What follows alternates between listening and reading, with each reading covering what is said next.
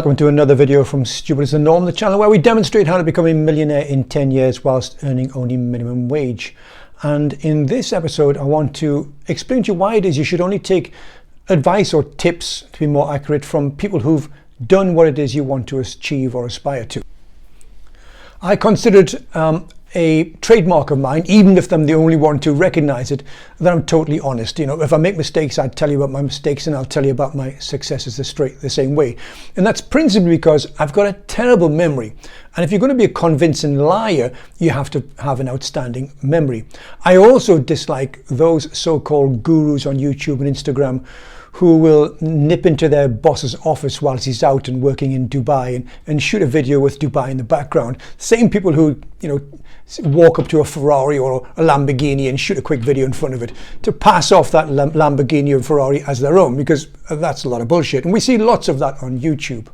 Telling someone to do something that I haven't done myself. In fact, I know when somebody asks me a question, what advice would you give? I always tend to prefix it with, look, this is not advice.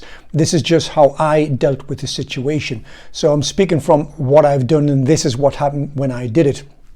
So for instance, you'll never find me anywhere on these YouTube channels telling people to be frugal, to cut out lattes, and to live less of a life, if you will, because I disagree with all that. I was never frugal throughout the whole journey.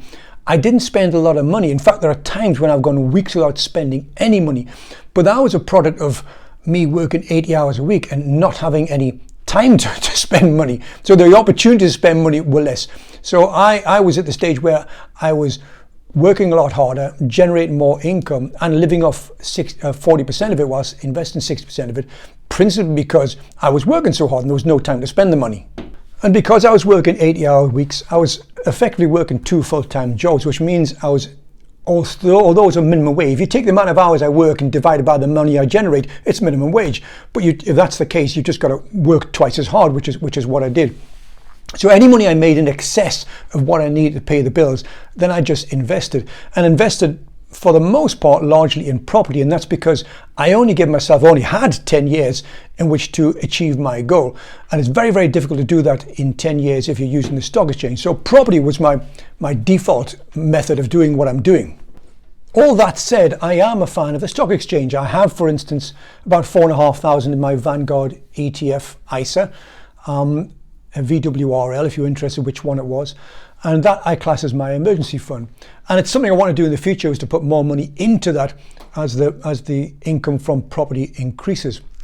So I recognize it's the way to do it. It's just, as I said, I've painted myself into a corner by leaving it so late. I've only got 10 years, so I have to be pretty much all in property.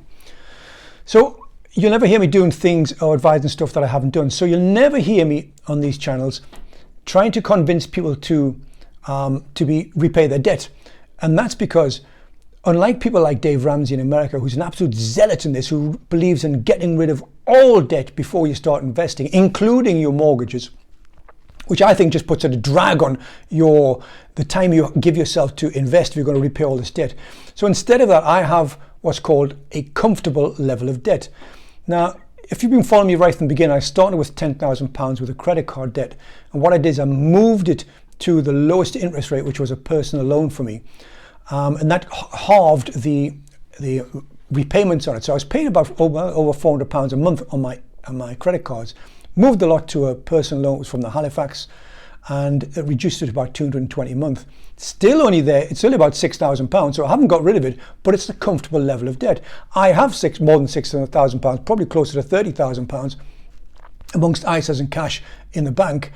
And I could pay it off in one, but that would slow me down the purchase of the next property. So I'm happy to let that run at what I call a comfortable level of debt, which is an unusual thing to say, because people either take it, don't worry about the debt, or repay it all off. To me, I'm comfortable with it. I'm happy with it. It'll sit there in our it's on a personal loan, so it's going to be paid off anyway in the next 3 years or so. So it is what it is. I'm happy with it. I'm not going to let the repayment of the debt slow me down and give me less time to invest. So when I tell people to work an extra 20 hours a week, that's because I worked an extra 40. So I'm not asking them to do anything that I didn't do. When I encourage people, when they're generating this extra money from side hustles or by working an extra 20 hours at their current job, and I encourage them to invest it instead of spending it, increasing their lifestyle. I do so because that's what I did.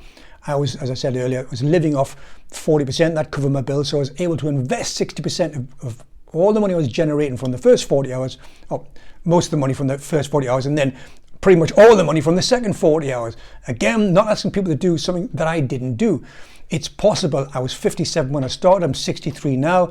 80-hour weeks will not kill you. Your body just adapts as long as it gets enough rest and you feed it and nourish it. It will do whatever you ask of it. Now, this channel, at its heart, isn't about how to tell people to become wealthy. What it is documenting my own journey to wealth. So I'm under no pressure to exaggerate how well I'm doing or how fast I'm doing it, because it's just a recording. It's just documenting what I did. And I'm doing it so that if others want to follow me, they can copy what I did and hopefully not make the mistakes that I did. So it's there as also as proof to say it could be done and that you don't have to accept the norm.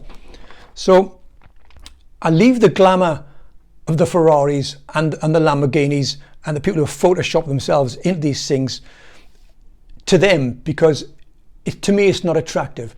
It's not what I'm about. It's about demonstrating, recording, so you can follow and you can copy.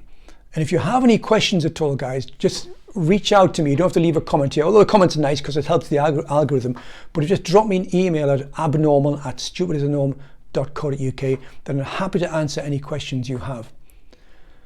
Happy New Year, guys. Don't be stupid and don't be normal.